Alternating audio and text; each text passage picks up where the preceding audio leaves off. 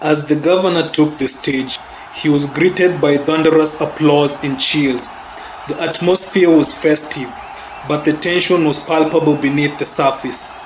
Karani's operatives, disguised as members of the crowd and security personnel, waited for the precise moment to act. The rally began smoothly, with Mwangi delivering his speech, his voice resonating with hope and promises. However, the peaceful scene was abruptly shattered when a series of synchronized attacks erupted. Explosives hidden in various locations around the stage were detonated, sending plumes of smoke and debris into the air. The crowd screamed and scattered in panic as gunfire erupted from hidden snipers positioned around the perimeter. The chaos was immediate and overwhelming. In the midst of the turmoil, Karanja, who had been working undercover as part of the security team, noticed suspicious activity from the corner of his eye. His instincts, honed through years of experience, kicked in. He spotted a figure trying to access the stage through a concealed entrance, clearly intent on reaching the governor. Without hesitation, Karanja made his move.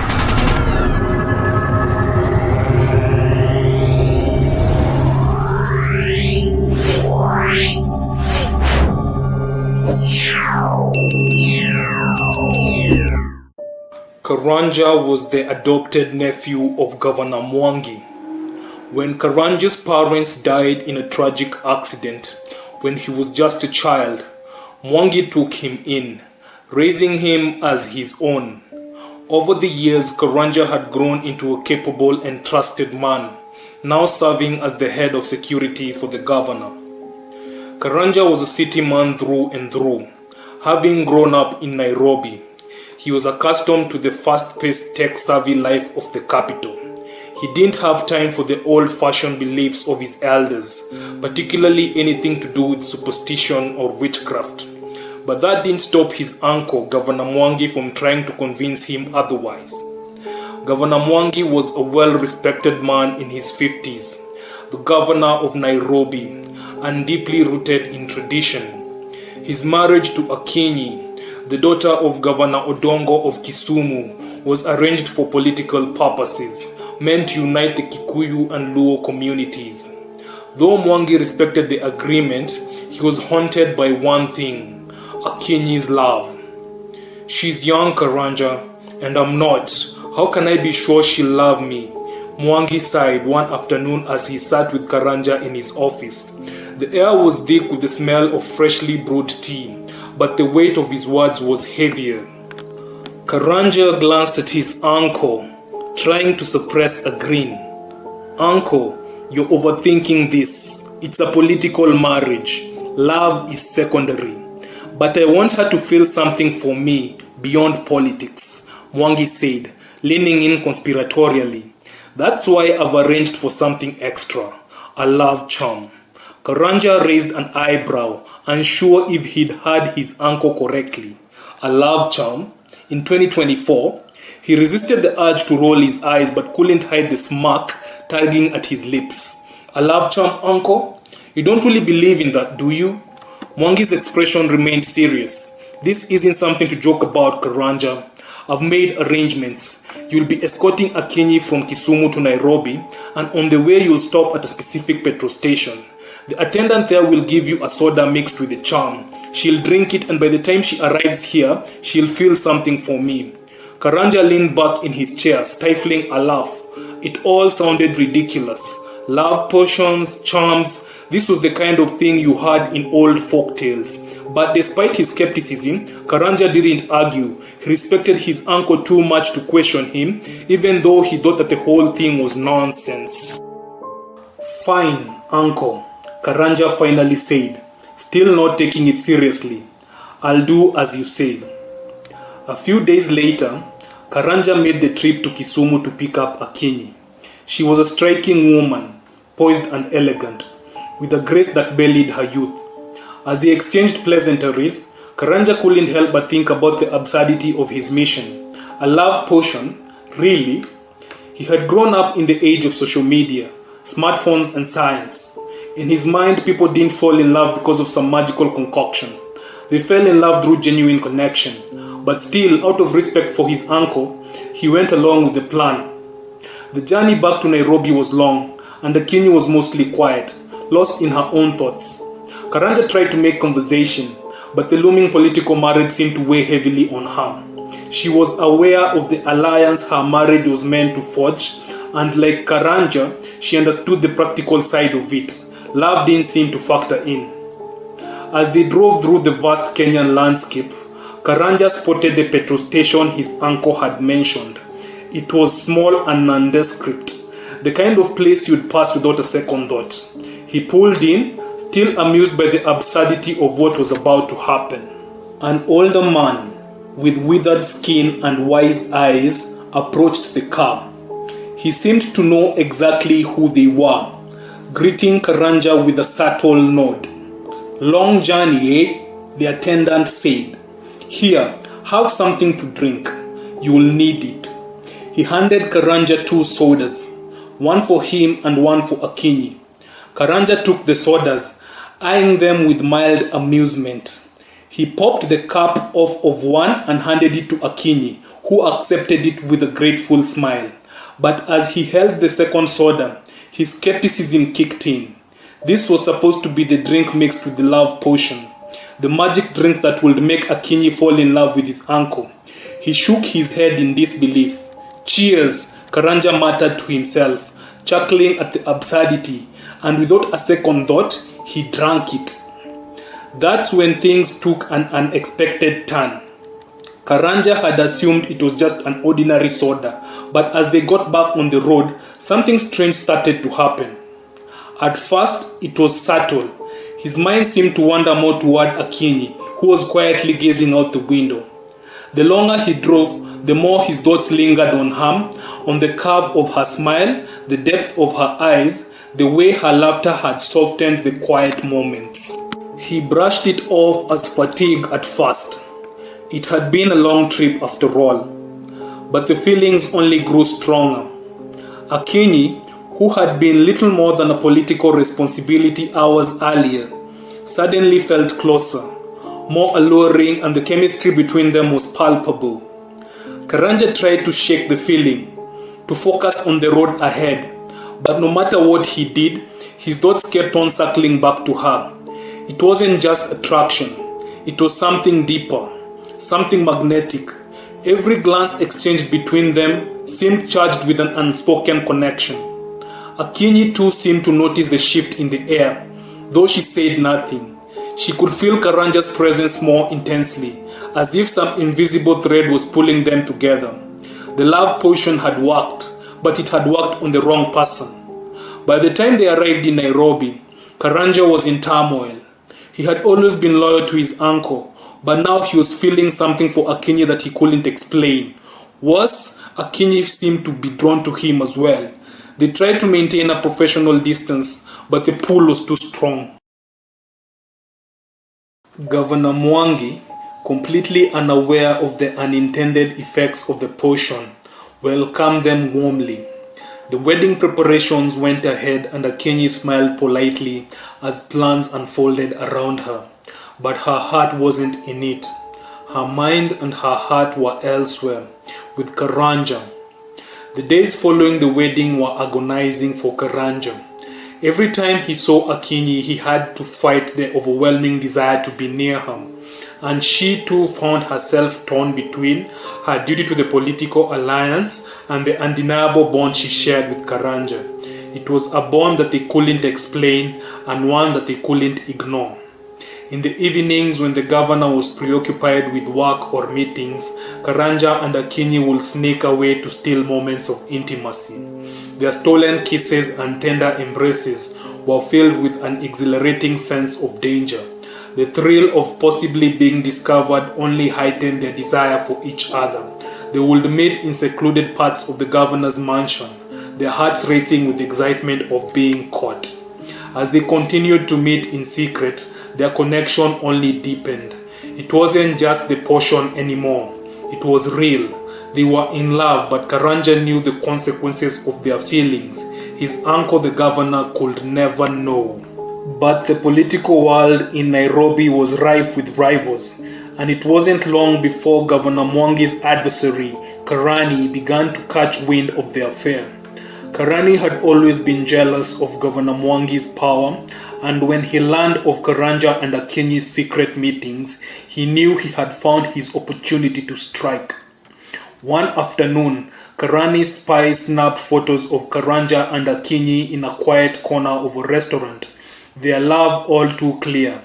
Armed with the evidence, Karani went to the media with the intent of humiliating the governor and destroying his rival's reputation. Soon the photos were circulating all over on blogs, social media, newspapers, and even the local mainstream television networks. When Mwangi saw the photos, his world came crashing down. The nephew he had trusted, the woman he had married to solidify his political future, they had betrayed him. In a fit of rage, Mwangi confronted Karanja. "You are my blood, Karanja," Mwangi shouted, his voice shaking with anger. "How could you do this to me after everything I've done for you?"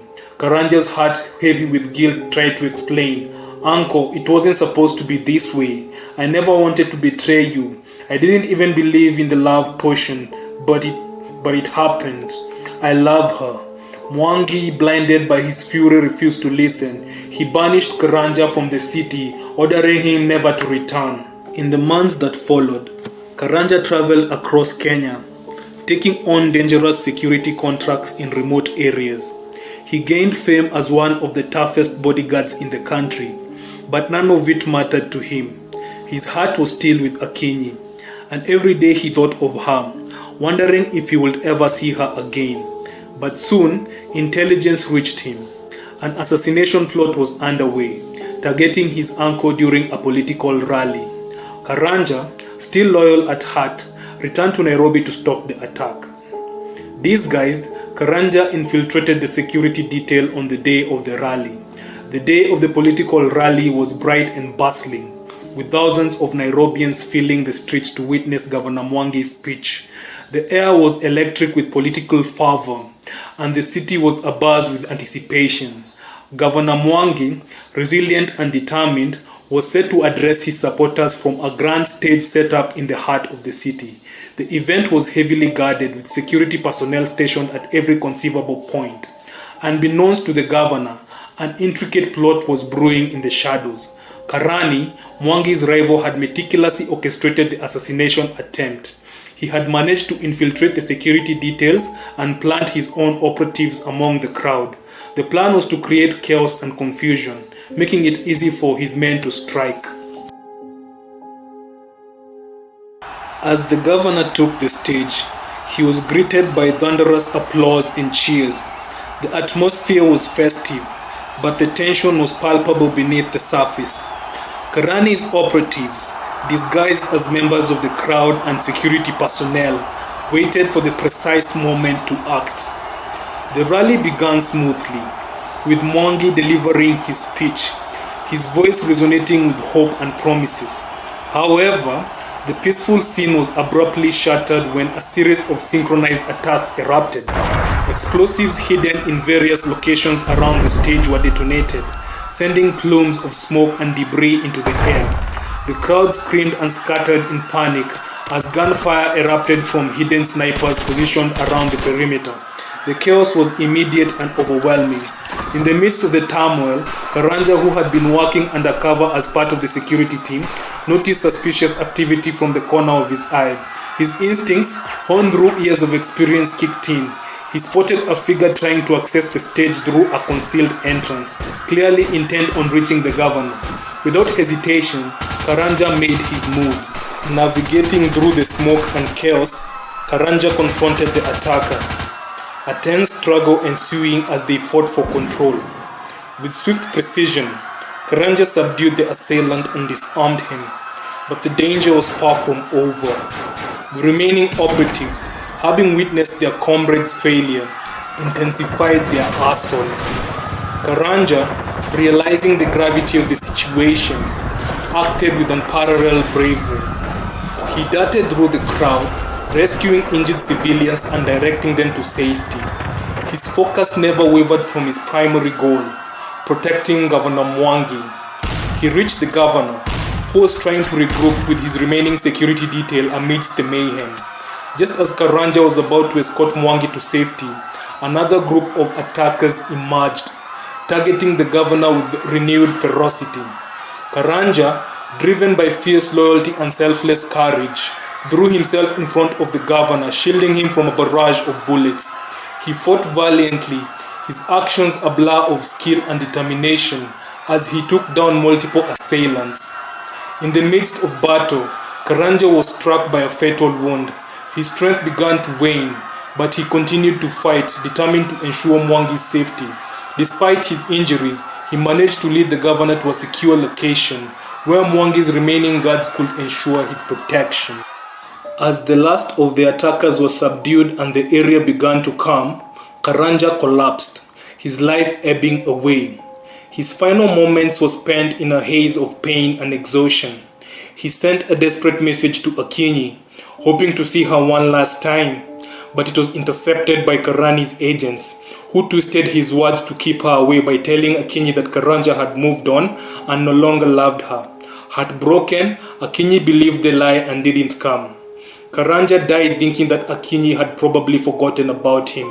Akinyi, realizing the truth too late, was even more devastated. She was inconsolable. Governor Mwangi, filled with regret, mourned the loss of his nephew. The assassination attempt left Nairobi shaken. The city, which had a buzz with political tension, now simmered with fear. News of Governor Mwangi's narrow escape spread like wildfire, but few knew the real hero behind the failed plot. Karanja, Mwangi's nephew, who had sacrificed his life to save his uncle.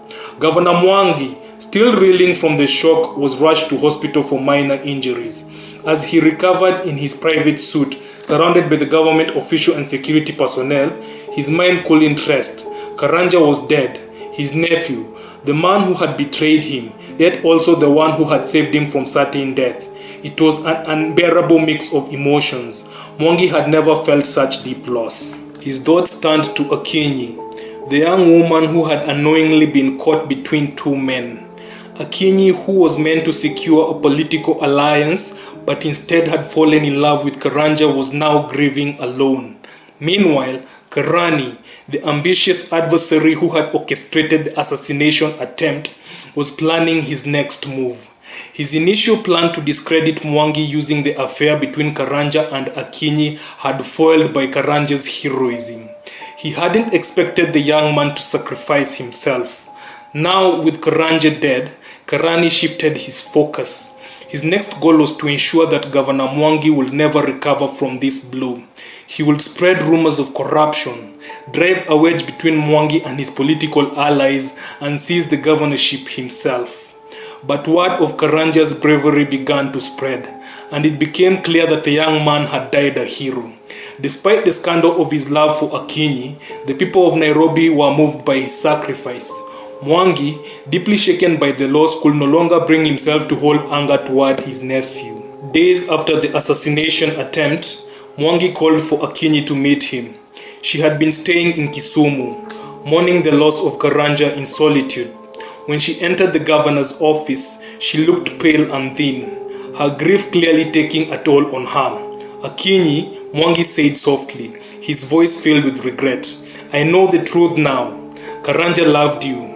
I see that now." Akinyi looked at him, her eyes red with tears. "I loved him too," she whispered, "but I thought he had abandoned me. I didn't come when he needed me because I was told he had moved on." Mwangi frowned. "Who told you this?" Akinyi hesitated, remembering the words that had crushed her. "It was Karani's people. They told me Karanja had forgotten me, that he didn't want me anymore." The revelation struck Mwangi like a lightning bolt. Karani had been behind everything. The assassination attempt, the lies, the betrayal. It was clear now. Karani had manipulated the entire situation, hoping to destroy both Karanja and himself. "We have to stop him," Mwangi said with renewed determination. "Karani must pay for what he's done." Over the next few weeks, Mwangi worked tirelessly to bring Karani to justice. With the help of his loyal allies and the security forces, they gathered evidence of Karani's involvement in the assassination attempt and his manipulation of events surrounding Karanja and Akinyi. It wasn't long before Karani was exposed for his treachery. During a highly publicized trial, Karanja was convicted of conspiracy to assassinate the governor and attempting to destabilize the government. His fall from grace was swift, and he was sentenced to life in prison. The people of Nairobi celebrated justice, but for Governor Mwangi and Akinyi, the wounds of betrayal and loss were still raw. Akinyi, heartbroken and mourning Karanja, couldn't return to the life she had once known. She moved back to Kisumu, away from the political world that had brought her so much pain. Though she had been part of an arranged political marriage, her love for Karanja had been real, and his death left a void in her heart that no political alliance could fill. Mwangi, too, was never the same. He continued to govern Nairobi with dignity and strength, but the weight of his nephew's sacrifice stayed with him. He honored Karanja's memory by setting up a foundation in his name, one dedicated to helping the youth of Nairobi to finding purpose and direction, just as Karanja had once done. As the years passed, the story of Karanja and Akinyi became a quiet legend whispered among the people. Their love, born of political machination, had blossomed into something real, something tragic and beautiful. And though it had ended in heartbreak, the story remained a testament of the complexity of human emotion and the power of sacrifice. Well, that is it for now. It is I, your narrator, Dave Humble. Remember to like, share, and subscribe. And if you like the story, you can send me something of appreciation on the pesa number that is attached to the description. Otherwise, that is it for now. I'll be seeing you soon with more content. Bye.